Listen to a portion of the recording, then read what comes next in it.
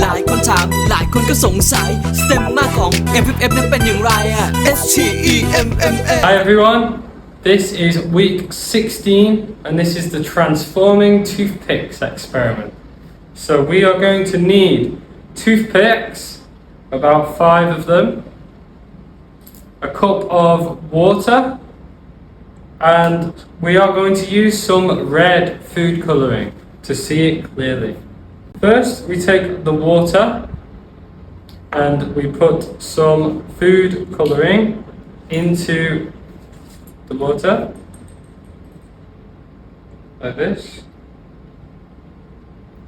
and then we are going to mix it up, stir it, and now we have red water. Next, for your toothpicks, you need to break them in half, but not all the way. Just bend them like this around a 90-degree angle.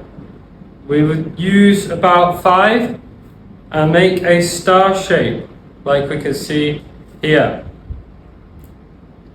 Okay, and lastly we are going to pour some of the water in the middle of this shape. STEMMA STEMMA S